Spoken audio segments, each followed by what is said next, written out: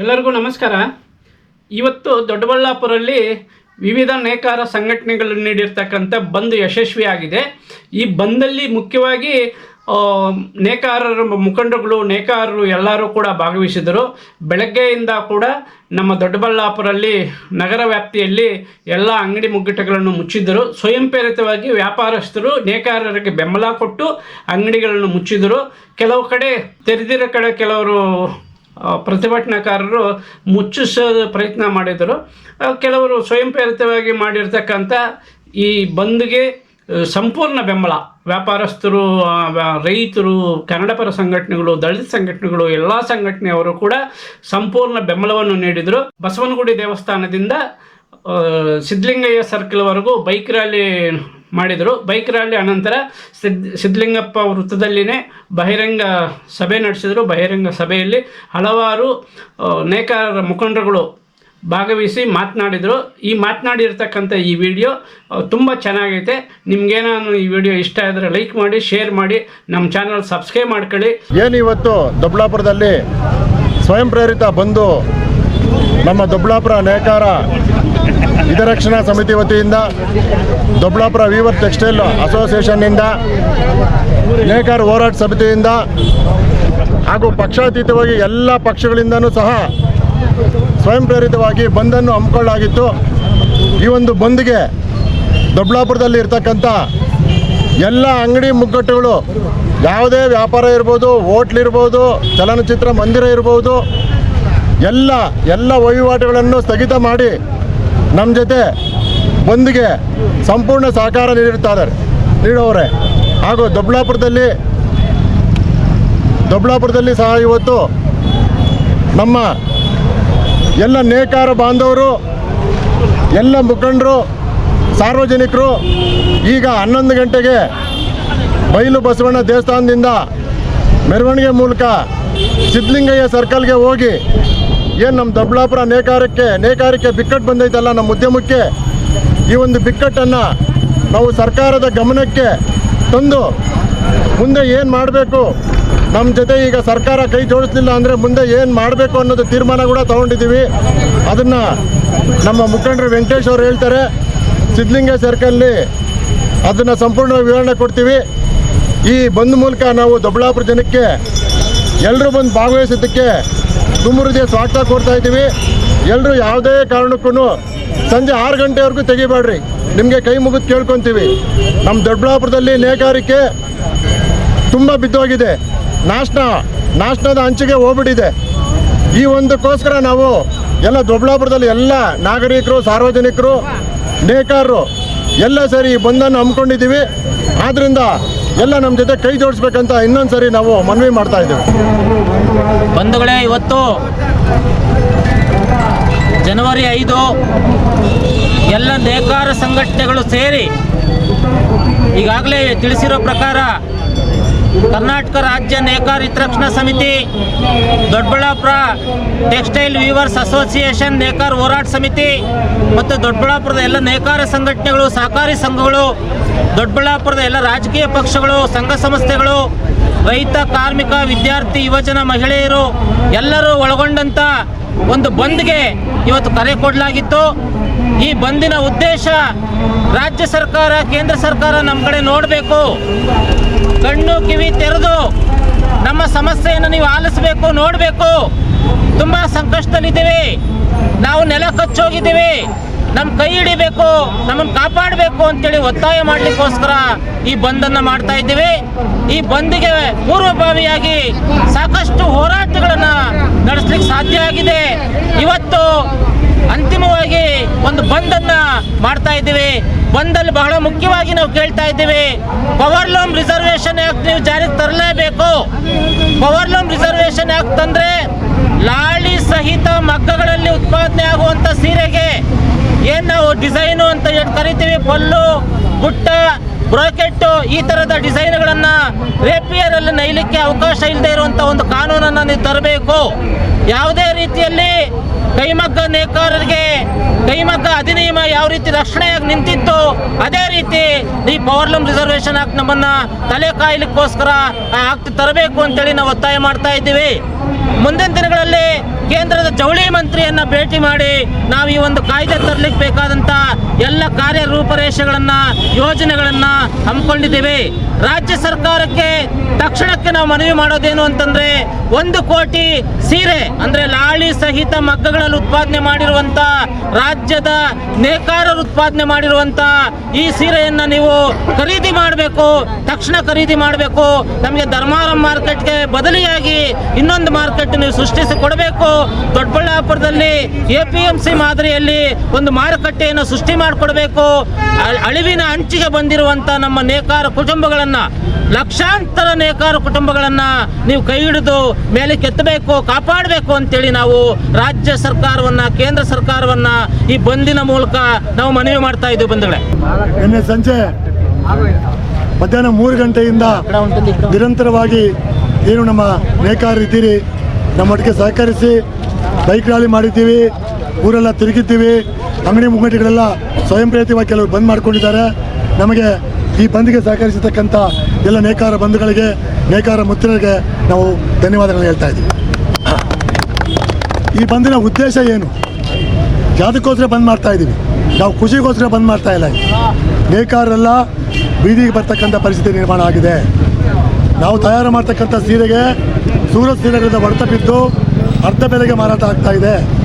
ಫೋನ್ನವ್ರಿಗೆ ದುಡ್ಡು ಕೊಡೋಕ್ಕಾಗ್ತಾ ಇಲ್ಲ, ಜರಿಯವ್ರಿಗೆ ದುಡ್ಡು ಕೊಡೋಕ್ಕಾಗ್ತಾ ಇಲ್ಲ, ಬ್ಯಾಂಕಲ್ಲಿ EMI ಕಟ್ಟೋಕ್ಕಾಗ್ತಾ ಇಲ್ಲ, ಮಕ್ಕಳಿಗೆ ಫೀಸ್ ಕಟ್ಟೋದಕ್ಕಾಗ್ತಾ ಇಲ್ಲ. ಸಣ್ಣ ಪುಟ್ಟ ಕಾರ್ಯಕ್ರಮ ಮಾಡೋಕ್ಕೂ ನಮಗೆ ಶಕ್ತಿ ಇಲ್ಲದೆ ಇರ್ತಕ್ಕಂಥ ಪರಿಸ್ಥಿತಿ ಇವತ್ತು ನಿರ್ಮಾಣ ಆಗಿದೆ.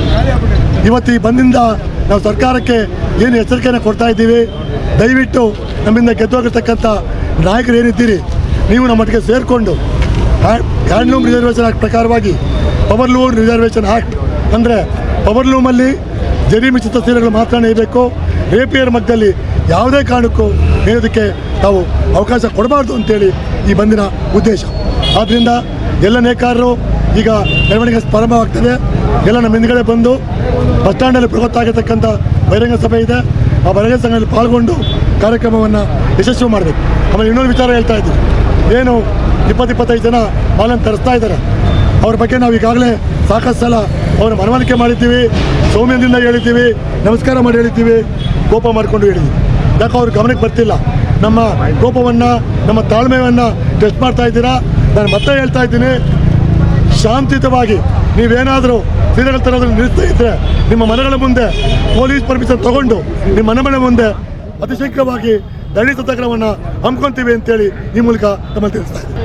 ಮಾಧ್ಯಮದ ಮುಖಾಂತರ ಕೇಳ್ಕೊಳ್ಳೋದೇನೆಂದರೆ, ನಮ್ಮ ನೇಕಾರರು ಭಾಳ ಸೌಮ್ಯವಾಗಿರ್ತಾರೆ. ಏನು ಯಾವಾಗ ನಾವು ತಾಲೂಕು ಮಟ್ಟದಿಂದ ಜಿಲ್ಲಾ ಮಟ್ಟದವರೆಗೂ ಮತ್ತು ರಾಜ್ಯ ಮಟ್ಟದವರೆಗೂ ಸಹ ನಮ್ಮ ಬೇಡಿಕೆ ಈಡೇರಿಸಿ ನಾವು ಮನವಿ ಪತ್ರಗಳನ್ನು ಕೊಟ್ಟರೂ ಸಹ ಅವರು ಪರಿಗಣನೆಗೆ ತಗೊಂಡು ನಮ್ಮ ಬೇಡಿಕೆಯನ್ನು ಈಡೇರಿಸಿಲ್ಲ. ಅದಕ್ಕೋಸ್ಕರ ನಾವು ಈ ಹೋರಾಟವನ್ನು ಹಮ್ಮಿಕೊಂಡಿದ್ದೀವಿ.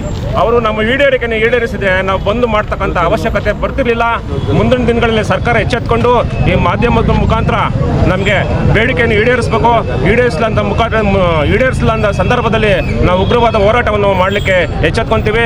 ಈಗ ನಾವು ರಸ್ತೆ ತಡೆ ಮತ್ತು ಮೆರವಣಿಗೆ ಮುಖಾಂತರ ನಾವು ಬಂಧನ ಮಾಡಿದ್ದೀವಿ. ನೆಕ್ಸ್ಟು ನಾವು 10 ನಿಮಿಷ ನಮ್ಮ ರೈಲ್ವೆ ಸ್ಟೇಷನ್ನಲ್ಲಿ ರೈಲು ನಿಲ್ಲಿಸ್ತಕ್ಕಂಥ ತಡೆಗೆ ನಾವು ಚಾಲನೆ ಕೊಡ್ತೀವಿ ಅಂತ. ನಾವು ಸುಮಾರು 1 ತಿಂಗಳ ಮೇಲಿಂದ ಸುಮಾರು ಹೋರಾಟಗಳು, ಸುಮಾರು ಮೆಮೊರಾಂಡಮ್ಗಳು ಕೊಟ್ಟಿದ್ದೀವಿ. ಎಲ್ಲ ಮಿನಿಸ್ಟ್ರಿಗಳೆಲ್ಲನೂ ಭೇಟಿ ಮಾಡಿದ್ದೀವಿ, MLA ಅವ್ರನ್ನ ಭೇಟಿ ಮಾಡಿದ್ದೀವಿ, ತಾಲೂಕು ಆಫೀಸ್ ಹತ್ರ ಧರಣಿ ಮಾಡಿದ್ದೀವಿ. ಆದ್ರೂ ಇಲ್ಲಿ ತನಕ ಯಾರೇ ಆಗಲಿ ನಮ್ಮ ನೇಕಾರರ ಬಗ್ಗೆ ಬೆಳಗಾವಿ ಅಧಿವೇಶನದಾಗಲಿ ಎಲ್ಲೇ ಆಗಲಿ ಪ್ರಸ್ತಾಪ ಮಾಡಿಲ್ಲ. ಅದರ ಮುಂದುವರೆದ ಭಾಗವಾಗಿ ಇವತ್ತೇನು ಬಂದ್ ಮಾಡ್ತಾ ಇದ್ದೀವಿ. ಬಂದು ಇಲ್ಲಿಗೆ ನಾವು ನಿಲ್ಲಿಸಲ್ಲ. ನಮ್ಮ ಬೇಡಿಕೆ ಈಡೇರಲಿಲ್ಲ ಅಂತಂದರೆ ಮುಂದಿನ ದಿನಗಳಲ್ಲಿ ಉಗ್ರವಾದ ಹೋರಾಟ ಮಾಡಬೇಕಾಗುತ್ತೆ. ಇದನ್ನು ದಯವಿಟ್ಟು ಸರ್ಕಾರ ಗಮನಿಸಬೇಕು. ಏನಾಗ್ತೈತಪ್ಪ ಇವತ್ತು ಅಂತಂದರೆ, ಸೂರತ್ತು ಬೆಳಗಾವಿ ಸೀರೆ ಬಂದುಬಿಟ್ಟು ನಾವೆಲ್ಲ ಮಗ್ಗುಗಳು ನಿಲ್ಲಿಸೋ ಪರಿಸ್ಥಿತಿ ಬಂದೈತೆ. ಇಷ್ಟೆಲ್ಲ ನಾವು ಹೋರಾಟಗಳು ಮಾಡ್ತಾಯಿದ್ರು ಇವತ್ತು ಸರ್ಕಾರ ಒಂಚೂರು ನಮ್ಮ ಬಗ್ಗೆ ಮಾತಾಡ್ತಾ ಇಲ್ಲ. ಎಲ್ರಿಗೂ ತುಂಬ ನೋವಾಗ್ತಾಯಿದೆ ಈ ಸಂಗತಿ ತಿಳ್ಕೊಂಡ್ರೆ. ಆದ್ದರಿಂದ ನಾವು ನಿಮ್ಮ ಮುಖಾಂತರ ಸರ್ಕಾರಕ್ಕೆ ಒಂದು ಎಚ್ಚರಿಕೆ ಏನಪ್ಪ ಹೇಳ್ತಾ ಇದ್ದೀವಿ ಅಂತಂದರೆ, ನಾವೇನೋ 1 ದಿವಸ 2 ದಿವಸ ಹೋರಾಟ ಮಾಡಿ ನಿಲ್ಲಿಸ್ತೀವಿ ಅಂದ್ಕೊಂಡಿದ್ರೆ ದಯವಿಟ್ಟು ತಪ್ಪು ತಿಳ್ಕೊಬೇಡಿ. ನಾವು ನಮ್ಮ ಬೇಡಿಕೆ ಈಡೋರ ತನಕ ನಾವು ಹೋರಾಟ ನಿಲ್ಲಿಸೋದಿಲ್ಲ. ಏನೇ ನಮ್ಮ ನೇಕಾರರು ಇದ್ದಾರೆ, ಈ ನೇಕಾರರು ಸಹ ಇದಕ್ಕೆಲ್ಲ ಬೆಂಬಲ ಕೊಟ್ಬಿಟ್ಟು ಮುಂದಿನ ದಿನಗಳಲ್ಲಿ ಹೆಚ್ಚಿನ ಜನ ಬಂದು ಸರ್ಕಾರದ ಗಮನ ಬರೋ ತನಕ ನಾವು ಹೋರಾಟ ಮಾಡಬೇಕು ಅಂತ 4 ಪನ್ನ 6 ಪನ್ನ 5 ಪನ್ನ ಹಾಕೊಂಡು ಗಂಟೆಗೆ 5 ಸೀರೆ 6 ಸೀರೆ ನೇಯುವಂತವರ ವಿರುದ್ಧ ನಾವು ಫೈಟ್ ಮಾಡಕ್ ಹೋಗ್ತಾ ಇದ್ದೀವಿ. ಗಂಟೆಗೆ 5 ಸೀರೆ 6 ಸೀರೆ ನೇಯೋದಲ್ಲಿ ನಾವು ದೊಡ್ಡಬಳ್ಳಾಪುರದವರು ದಿನ ಎಲ್ಲ ಕಷ್ಟ ಬಿದ್ರೆ 2 ಸೀರೆ ನೇಯ್ಬೋದು. 2 ಸೀರೆ ನೇಯ್ಬೇಕು ಅಂದ್ರೆ ಬೆಳಗಿನ ಜಾವ 4:30 5 ಗಂಟೆಗೆ ಹೋಗ್ಬೇಕು, ರಾತ್ರಿ 10 ಗಂಟೆವರೆಗೂ ಕೆಲಸ ಮಾಡಬೇಕು. ಅವಾಗ ಮಾತ್ರನೇ 2 ಸೀರೆ ಬರೋದು, ಇಲ್ಲ ಅಂದ್ರೆ ಒಂದೇ ಸೀರೆನೆ. ಅಂಥವ್ರ ಜೊತೆ ನಾವು ಕಾಂಪೀಟ್ ಮಾಡಲಿಕ್ಕೆ ನಿಂತಿದ್ದೀವಿ. ಅವತ್ತು ನಾವು ಹೇಳ್ತಾ ಇದ್ದೀವಿ, ನಾವು ತುಂಬಾ ಸ್ಪಷ್ಟವಾಗಿದ್ದೀವಿ. ನಾವು ಹೇಳ್ತಾ ಇದ್ದೀವಿ, ರಾಜ್ಯ ಸರ್ಕಾರದ ಗಮನಕ್ಕೆ ತಂದಿದ್ದೀವಿ, ಕೇಂದ್ರ ಸರ್ಕಾರದ ಗಮನಕ್ಕೆ ತಂದಿದ್ದೀವಿ. ನಮ್ಮ ತಾಲೂಕಿನ ಶಾಸಕರು ಮಾನ್ಯ ಧೀರಜ್ ಮುನ್ರಾಜ್ ಅವರು ಇಲ್ಲಿಂದ ಒಂದು ಬಸ್ ಮಾಡಿಕೊಟ್ಟಿದ್ರು ನಮಗೆ, ನೇಕಾರರಿಗೆ. ಒಂದು 36 ಜನ ವಿಧಾನಸಭೆ ಸೆಷನ್ ನಡೆಯುವಂತ ಸಂದರ್ಭದಲ್ಲಿ ಅಲ್ಲಿ ಹೋಗಿ ನಾವು ಪ್ರತಿಭಟನೆ ಮಾಡಬೇಕು ಅಂತಂದ ಹೇಳಿದಂತ ಸಂದರ್ಭದಲ್ಲಿ ಒಂದು ಬಸ್ ವ್ಯವಸ್ಥೆ ಮಾಡಿಕೊಟ್ಟಿದ್ರು. ಅಲ್ಲೂ ಹೋಗಿ ನಾವು ಒಂದು ಪ್ರತಿಭಟನೆಯನ್ನ, ಪ್ರಬಲವಾದಂತಹ ಒಂದು ಪ್ರತಿಭಟನೆಯನ್ನ ಮಾಡಿ ಅಲ್ಲಿನ ರಮೇಶ್ ಜಾರಕಿಹೊಳಿ ಅವರು ಬಂದು ಮನವಿ ಪತ್ರವನ್ನು ಸ್ವೀಕರಿಸಿದ್ದಾರೆ. ನಿಮ್ಮನ್ನು ಕರೆಸಿ ಮಾತಾಡ್ತೀವಿ ಅಂತ ಹೇಳಿದ್ದಾರೆ. ಸತೀಶ್ ಜಾರಕಿಹೊಳಿ ಅವರು ಹೇಳಿದ್ದಾರೆ. ಅಷ್ಟು ಮಾತ್ರ ಅಲ್ಲ, ನಮ್ಮ ತಾಲೂಕಿನ ಶಾಸಕರ ಆದಿಯಾಗಿ ಮಾಜಿ ಶಾಸಕರ ಮನೆಗೆ ಹೋಗಿ ನಾವು ಮಾತಾಡಿದ್ದೀವಿ. ಅವರು ಮೊನ್ನೆ ಸಮಾಲೋಚನಾ ಸಭೆಗೆ ಬಂದು ಹೇಳಿದ್ದಾರೆ, ಮುಖ್ಯಮಂತ್ರಿ ಹತ್ರ ನಾನು ಕರ್ಕೊಂಡು ಹೋಗ್ತೀನಿ, ಜವಳಿ ಮಂತ್ರಿ ಹತ್ರ ನಾನು ಕರ್ಕೊಂಡು ಹೋಗ್ತೀನಿ, ಕೇಂದ್ರ ಮಂತ್ರಿ ಹತ್ರ ಬೇಕಾದ್ರೂ ನಾವು ಹೋಗೋಣ ಅಂತೇಳಿ ಅವರು ಹೇಳಿದ್ದಾರೆ. ನಮ್ಮ ಸಂಸದರು ಮಾನ್ಯ ಸುಧಾಕರ್ ಅವರು ಒಂದು ಲೆಟರ್ ಬರ್ಕೊಟ್ಟಿದ್ದಾರೆ. ಯಾರಿಗೆ? ರಾಜ್ಯದ ಜವಳಿ ಮಂತ್ರಿಗೆ ಒಂದು ಲೆಟರ್ ಬರ್ಕೊಟ್ಟಿದ್ದಾರೆ. ಏನಂತ? ಯಾವುದೇ ಕಾರಣಕ್ಕೂ ರಾಜ್ಯ ಸರ್ಕಾರ ಹಿಂದೇಟ್ ಹಾಕಬಾರದು. ಗುಡಿ ಕೈಗಾರಿಕೆ ಆಗಿರುವಂತ ಈ ನೇಯ್ಗೆ ಉದ್ದಿಮೆಯನ್ನ ಉಳಿಸ್ಲಿಕ್ಕೆ ರಾಜ್ಯ ಸರ್ಕಾರಕ್ಕೆ ಶಕ್ತಿ ಇದೆ, ಅಧಿಕಾರ ಇದೆ, ಕಾನೂನಿದೆ. ನೀವು ಅದನ್ನ ಆ ಅಸ್ತ್ರವನ್ನು ಉಪಯೋಗಿಸಬೇಕು. ಬೇರೆ ರಾಜ್ಯ, ಬೇರೆ ದೇಶದ ವಸ್ತುಗಳು, ಪದಾರ್ಥಗಳು ಬಂದು ಈ ತಾಲೂಕಿನ, ಈ ರಾಜ್ಯದ ವಸ್ತುಗಳು, ಪದಾರ್ಥಗಳ ಮೇಲೆ ದಾಳಿ ಮಾಡಿದಂತ ಸಂದರ್ಭದಲ್ಲಿ, ಈ ಕುಟುಂಬಗಳು ಬೀದಿಗೆ ಬೀಳುವಂತ ಸಂದರ್ಭದಲ್ಲಿ ಅವರಿಗೆ ರಕ್ಷಣೆಗೆ ನಿಲ್ಲೋದಿಕ್ಕೆ, ರಕ್ಷಣೆ ಕೊಡ್ಲಿಕ್ಕೆ ರಾಜ್ಯ ಸರ್ಕಾರಕ್ಕೆ ಕಾನೂನಲ್ಲಿ ಅವಕಾಶ ಇದೆ ಅಂತೇಳಿ ಮಾನ್ಯ ಸುಧಾಕರ್ ಅವರು ಲೆಟರ್ ಕೊಟ್ಟಿದ್ದಾರೆ. ಇಲ್ಲೊಂದು ಸಭೆ ಮಾಡಿ ಬರ್ತೀವಿ ಅಂತ ಹೇಳಿದ್ರು, ಅವಕಾಶ ಆಗಿಲ್ಲ. ಆತ್ಮಹತ್ಯೆಗಳು ಪ್ರಾರಂಭ ಆಗ್ತವೆ, EMIಗಳು ಕಟ್ಟಕ್ಕಾಗದೆ ಮನೆಗಳು ಹರಾಜಕ್ಕೆ ಬಂದಿದ್ದಾವೆ. ಮುಂದೆ ಏನ್ ಮಾಡ್ಬೇಕು ದಿಕ್ಕು ತೋರಿಸ್ತಾ ಇಲ್ಲ. ನೀವೇ ದಾರಿ ತೋರಿಸ್ಬೇಕು ಅಂತ ಕೇಳಿಕೊಂಡ್ರು ಸಹ ಮೊನ್ನೆ ನಡೆದಂತ ಸೆಷನ್ ಅಲ್ಲಿ ಅದ್ರ ಬಗ್ಗೆ ಸುದ್ದಿ ಇಲ್ಲ, ಮಾತುಕತೆ ಇಲ್ಲ, ಯಾವುದೇ ವಿಚಾರ ಇಲ್ಲ. ಇದನ್ನ ನಾವು ವಿರೋಧಿಸ್ತಾ ಇದ್ದೀವಿ. ನಿಮ್ ಗಮನಕ್ಕೆ ತಂದಿದ್ದೀವಿ ನಾವು. ಮತ್ತಿನ್ನೇನಕ್ಕೆ ಜವಳಿ ಮಂತ್ರಿಗಳಾಗಿರ್ಬೇಕು ಅಂತ ಕೇಳ್ತಾ ಇದ್ದೀವಿ. ನಮ್ ಕಷ್ಟಕ್ಕೆ ನೀವು ಆಗ್ಲಿಲ್ಲ ಅಂದ್ರೆ ಯಾಕಿರ್ಬೇಕು ನೀವು ಅಂತ ಕೇಳ್ತಾ ಇದ್ದೀವಿ. ರಾಜ್ಯ ಸರ್ಕಾರ, ಕೇಂದ್ರ ಸರ್ಕಾರ ತಕ್ಷಣ ಮಧ್ಯಪ್ರವೇಶ ಮಾಡಬೇಕು ಅಂತ ಒತ್ತಾಯ ಮಾಡ್ತಾ ಇದ್ದೀವಿ. ನಾವು ಯಾವುದೇ ಅಧಿಕಾರಿಗಳನ್ನ, ರಾಜಕಾರಣದಲ್ಲಿ ಧಿಕ್ಕಾರ ಕೂಗೇ ಇಲ್ಲ ಇಲ್ಲಿ ತನಕ. ಹೋರಾಟಗಾರ ನಾವು ಮೊದಲು ಧಿಕ್ಕಾರನೇ ಕೂಗೋದು, ಧಿಕ್ಕಾರ ಕೂಗೋದೇ ಬಿಟ್ಬಿಟ್ಟಿದೀವಿ ನಾವು. ಯಾಕೆ? ನಮ್ಮ ಜೊತೆಯಲ್ಲಿರುವಂತ ಎಲ್ಲ ನಮ್ಮ ಒಡನಾಡಿಗಳು ಹೇಳ್ತಾ ಇದ್ದಾರೆ, ಯಾರಿಗೂ ಧಿಕ್ಕಾರ ಕೂಗೋದು ಬೇಡ, ಬೇಡಪ್ಪ ಧಿಕ್ಕಾರ ಯಾರಿಗೂ ಕೂಗೋದು ಬೇಡ, ನಮ್ ಕೆಲಸ ಆಗ್ಬೇಕು, ಆಯ್ತು ಆಗ್ಲಿ, ಯಾರ ಹತ್ರಕ್ಕೆ ಹೋಗೋಣ, ಎಲ್ಲರ ಹತ್ರಕ್ಕೂ ಹೋಗೋಣ, ಆ ಪಾರ್ಟಿ ಈ ಪಾರ್ಟಿ ಅನ್ನೋದು ಏನೂ ಇಲ್ಲ. ಎಲ್ಲರೂ ಒಗ್ಗಟ್ಟಾಗಿದ್ದೀವಿ. ನೋಡ್ರಿ, ಇಲ್ಲಿರುವಂತವ್ರು ಎಲ್ಲ ಬಣ್ಣಗಳ, ಬಾವುಟಗಳ, ಪಾರ್ಟಿಗಳ, ಸಂಘಗಳ ಮುಖಂಡರುಗಳು ನಾವೆಲ್ಲ ಒಗ್ಗಟ್ಟಾಗಿದ್ದೀವಿ. ಈ ಉದ್ದಿಮೆ ಉಳಿಬೇಕು ಅಂತ ಬಂದಿದ್ದೀವಿ. ಲಾಳಿ ಸಹಿತ ಮಗ್ಗಗಳು ಯಾವಿದಾವೆ, ಆ ಬಟ್ಟೆಯನ್ನ ರಾಜ್ಯ ಸರ್ಕಾರ ಖರೀದಿ ಮಾಡಬೇಕು ಅಂತ ಒತ್ತಾಯ ಮಾಡ್ತಾ ಇದ್ದೀವಿ. ತಮಿಳುನಾಡಲ್ಲಿ 3 ಕೋಟಿ ಪಂಚೆ ಖರೀದಿ ಮಾಡಿ ಆ ನೇಯ್ಗೆ ಉದ್ಯಮವನ್ನು ಉಳಿಸಲಿಕ್ಕೆ ಸರ್ಕಾರ ಮುಂದೆ ಬರ್ತದೆ. ತೆಲಂಗಾಣ ಸರ್ಕಾರದಲ್ಲಿ ಮಾನ್ಯ ಶ್ರೀಮತಿ ಇಂದಿರಾ ಗಾಂಧಿ ಅವರ ಜನ್ಮ ದಿನಾಚರಣೆ ಅಂಗವಾಗಿ 1 ಕೋಟಿ ಸೀರೆಯನ್ನು ಖರೀದಿ ಮಾಡಿ ಅಲ್ಲಿರುವಂತ ನೇಕಾರರನ್ನ ರಕ್ಷಣೆ ಮಾಡಲಿಕ್ಕೆ ಆ ಸರ್ಕಾರ ಬರ್ತದೆ. ಕರ್ನಾಟಕ ಸರ್ಕಾರ ಯಾಕೆ ಬರಬಾರ್ದು? ಇದು ನಮ್ಮ ಪ್ರಶ್ನೆ. ಬರಬೇಕು ಅಂತ ಕೇಳ್ತಾ ಇದ್ದೀವಿ. ಕರ್ನಾಟಕ ಸರ್ಕಾರ, ಸಿದ್ದರಾಮಯ್ಯ ಸರ್ಕಾರನು ನಮ್ಮ ಲಾಳಿ ಸಹಿತ ಮಗ್ಗಗಳಲ್ಲಿ ಉತ್ಪಾದನೆ ಆಗುವಂತ ಸೀರೆ ಖರೀದಿ ಮಾಡಬೇಕು. ಯಾಕೆಂದ್ರೆ ಉತ್ತರ ಭಾರತದ ಬಹುತೇಕ ಮಿಲ್ಲಿನ ಮಾಲೀಕರ ಪರವಾಗಿರ್ತಕ್ಕಂಥ ಲಾಭಿ ನಮ್ಮ ಕೇಂದ್ರ ಸರ್ಕಾರದಲ್ಲಿ ಇರ್ತದೆ. ಆ ರೀತಿ ಇದ್ದಾಗ ನಮ್ಮ ಕರ್ನಾಟಕದ ಗುಡಿ ಕೈಗಾರಿಕೆ ಆಗಿರ್ತಕ್ಕಂಥ ಈ ಪವರ್ ಲೂಮ್ ಬಗ್ಗೆ ಗಮನ ಹರಿಸೋದು ಬಹಳ ಕಡಿಮೆ ಇದೆ. ನಾವು ಈ ರೀತಿ ಪ್ರತಿಭಟನೆ ಮಾಡೋದ್ರ ಮುಖಾಂತರನೇ ನಮ್ಮ ಹಕ್ಕುಗಳನ್ನ ಪಡ್ಕೋಬೇಕು. ಅದೇ ರೀತಿ ಹಿಂದೆ ಹೋರಾಟ ಮಾಡಿ ನಮ್ಮ ನೇಕಾರ ಹೋರಾಟ ಸಮಿತಿಯವರು ಅನೇಕ ಹೋರಾಟಗಳು ಮಾಡಿ ಸ್ವಲ್ಪ ನಮಗೆ ಉಸಿರಾಡೋ ಥರ ಕೊಟ್ಟಿದ್ದಾರೆ. ವರ್ಷಕ್ಕೊಂದು 5,000 ವಿದ್ಯಾರ್ಥಿ ವೇತನ ಮತ್ತೆ ನಮಗೆ ವಿದ್ಯುತ್ ರಿಯಾಯಿತಿ ಇವೆಲ್ಲ ಕೊಟ್ಟಿದ್ದಾರೆ. ಇದನ್ನು ಕೂಡ ಪರಿಗಣಿಸಿ ನಮಗೆ ಮಾಡಿಕೊಡ್ಬೇಕು ಅಂತ ಹೇಳಿ ದೊಡ್ಡಬಳ್ಳಾಪುರದ, ಯಾಕೆಂದ್ರೆ ನನ್ನ ಬದುಕು ನಿಮ್ಮೊಂದಿಗೆ ನನ್ನ ಬದುಕು ಪ್ರಾರಂಭ ಆಗಿರ್ತಕ್ಕಂಥ ಇವತ್ತು ನಿಮ್ಮ ಅನೇಕ ಗುಡಿ ಕೈಗಾರಿಕೆಗಳಿಗೆ ವಿದ್ಯುತ್ತನ್ನ ನಮ್ಮ ಗುತ್ತಿಗೆದಾರರ ಕೆಲಸ ಕೊಟ್ಟಿದ್ದಕ್ಕೆ ನಾವು ಕೂಡ ಊಟ ಮಾಡ್ತಾ ಇದ್ದೀವಿ. ಆ ದೃಷ್ಟಿ ಇಟ್ಕೊಂಡು ನಮ್ಮ ವಿದ್ಯುತ್ ಗುತ್ತಿಗೆದಾರರ ಸಂಘ ಹಾಗೂ ನಮ್ಮ ಜಾತ್ಯತೀತ ಜನತಾದಳ ಹಾಗೂ ನಮ್ಮ ಕನ್ನಡ ಸಂಘ ಸಂಸ್ಥೆಗಳ ಪರವಾಗಿ ನಾನು ಮುಂದಿನ ಎಲ್ಲ ಹೋರಾಟಕ್ಕೂ ಕೂಡ ನಾವು ನಿಮಗೆ ಬೆಂಬಲವಾಗಿ ನಿಲ್ತೀವಿ ಅನ್ನತಕ್ಕಂಥ ಮಾತನ್ನ ಹೇಳಿ ಈ ಅವಕಾಶ ಕೊಟ್ಟಿದ್ದಕ್ಕೆ ಧನ್ಯವಾದಗಳು ಹೇಳಿ ನಾನು ಮಾತು ಮುಗಿಸ್ತೀನಿ. ನಮಸ್ಕಾರ. ಜೈ ನೇಕಾರ, ಜೈ ಜೈ ನೇಕಾರ. ಬಂದಿರೋ ಹೋರಾಟಗಾರರಿಗೆ ಏನೋ ಒಂದಷ್ಟು ಕೇಸುಗಳು ಪಾಸುಗಳು ಹಾಕಿ ಮನೆ ಕಳಿಸ್ತಕ್ಕಂಥ ಒಂದು ಪರಿಸ್ಥಿತಿ ಅಂತ ನಿರ್ಮಾಣ ಆಗ್ತಾ ಇದೆ. ಎಲ್ಲಿ ಸೆಕೆಂಡ್ ಲೈನ್ ಲೀಡರ್ಶಿಪ್ ಎಲ್ಲಿ, ಥರ್ಡ್ ಲೈನ್ ಲೀಡರ್ಶಿಪ್ ಎಲ್ಲಿ ಅಂತ ಹೇಳಿದ್ರೆ ಮೇಲಕ್ಕೆ ನೋಡ್ತಕ್ಕಂಥ ಪರಿಸ್ಥಿತಿ. ಯಾಕಂದ್ರೆ ಸದಾ ನಿಮ್ ಕೈಲಿ ಒಂದು ಮೊಬೈಲ್ ಇರುತ್ತೆ, ಅದರಲ್ಲಿ ಎಷ್ಟು ಅಂತ ಹೇಳಿದ್ರೆ ತಲೆನೇ ಅದ್ರೊಳಗೆ ಹೊಟ್ಟೋಗಿರುತ್ತೆ. ನಾನು ನೋಡ್ತೀನಲ್ಲ, ಸುಮಾರು ಜನ ನೋಡ್ತೀನಿ. ಇವತ್ತು ಪ್ರಪಂಚದ ಪರಿಸ್ಥಿತಿ ನೋಡಿದ್ರೆ ಒಂದು ದೇಶದ ಅಧ್ಯಕ್ಷ ಇನ್ನೊಂದು ದೇಶದ ಅಧ್ಯಕ್ಷನ ಹೆಂಡತಿನ ರಾತ್ರೋರಾತ್ರಿ ಮಿಲಿಟರಿ ತಗೊಂಡೋಗಿ ಅವನ ದೇಶಕ್ಕೆ ಹಾಕೊಳ್ತಕ್ಕಂಥ ಒಂದು ಪರಿಸ್ಥಿತಿ ಇದೆ. ನೀವು ಪೇಪರ್ ನೋಡ್ತಾ ಇರ್ಬೋದು. ವೆನಿಜುಲಾ ಅಧ್ಯಕ್ಷನ ಧರ್ಮಪತ್ನಿ ಇಬ್ಬರನ್ನೂ ಕೂಡ ಹೈಜಾಕ್ ಮಾಡ್ಕೊಂಡು ಹೋದ್ರು. ಅವ್ರು ಮಾಡಿದ ಮಹಾಪರಾಧ ಏನು ಅಂತ ಹೇಳಿದ್ರೆ ಅದು ಸಮಾಜವಾದಿ ಸರ್ಕಾರ ಇದೆ. ಏನ್ ಸಮಾಜವಾದಿ ಸರ್ಕಾರ ಅಂದ್ರೆ ಬಡವರ ಪರವಾಗಿರ್ತಕ್ಕಂಥ, ದುಡಿಯೋರ ಪರವಾಗಿರ್ತಕ್ಕಂಥ ಸರ್ಕಾರ ಇದೆ. ಇಡೀ ಪ್ರಪಂಚದಲ್ಲಿ 20% ಆಯಿಲ್ ಅವ್ರದೇನೆ. ಆ ಆಯಿಲ್ ಮೇಲೆ ಕಣ್ಣಿಟ್ಕೊಂಡು ಅವನ ಅಧ್ಯಕ್ಷ ಮತ್ತು ಅಧ್ಯಕ್ಷರ ಹೆಂಡತಿನ ರಾತ್ರೋರಾತ್ರಿ ಕಿಡ್ನಾಪ್ ಮಾಡ್ಕೊಂಡು ಹೋದ. ಪ್ರಪಂಚ ಪೂರ್ತಿ ಏನಾಯ್ತು, ತಣ್ಣಗಿದೆ. ನಾವಂತೂ ನಮ್ಮ ಪ್ರೈಮ್ ಮಿನಿಸ್ಟರ್ ಕಚೇರಿಯವರು ಹೇಳಿದ್ರು ಆಗ್ತಾ ಇರತಕ್ಕಂಥ ಅಂಶಗಳನ್ನೆಲ್ಲ ನಾವು ನೋಡ್ತಾ ಇದೀವಿ ಅಂತ. ಇದು ನಮ್ಮ ಪರಿಸ್ಥಿತಿ.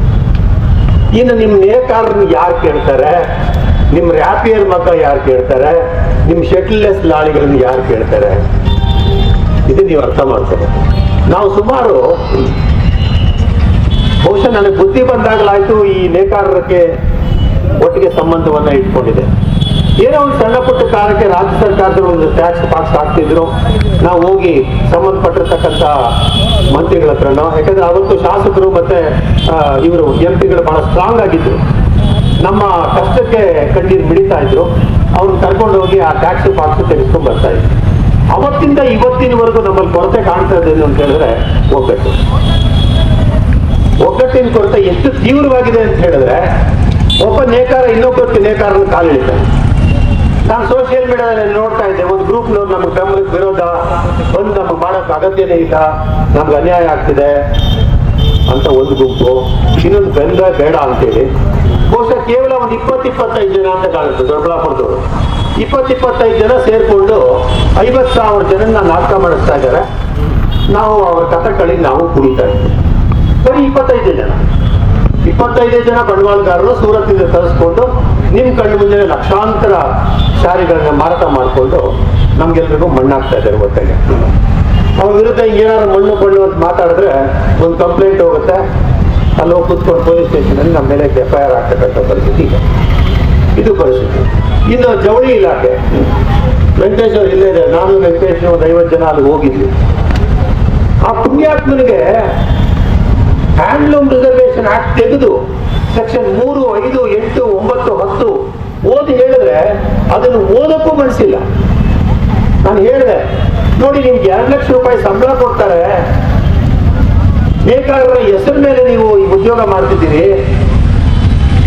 ಈ ದೇಶದ ಬಡವನ ಟ್ಯಾಕ್ಸ್ ಮೂಲಕ ನಿಮ್ಗೆ ಸಂಬಳ ಕೊಡ್ತಾರೆ, ನೀವು ಈ ನೇಕಾರ ರಕ್ಷಣೆ ಮಾಡಬೇಕಾಗಿರ್ತಕ್ಕಂಥದ್ದು ಅನಿವಾರ್ಯ ಅಂತ ಹೇಳಿದ್ರೆ ಆ ಮನುಷ್ಯನ ತಲೆ ಒಳಗೆ ಏನು ಹೋಗೋದೇ ಇದೆ.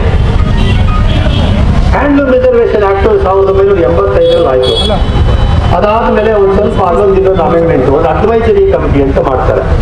ಏನು ಅಡ್ವೈಸರಿ ಕಮಿಟಿ ಅಂತಂದ್ರೆ, ಅವರಿಗೆ ಪಾರ್ಲಿಮೆಂಟ್ 2-3 ಸದಸ್ಯರು, ಟೆಕ್ಸ್ಟೈಲ್ ಮಿನಿಸ್ಟರ್ ಅದರಲ್ಲಿ ಇರ್ತಾರೆ.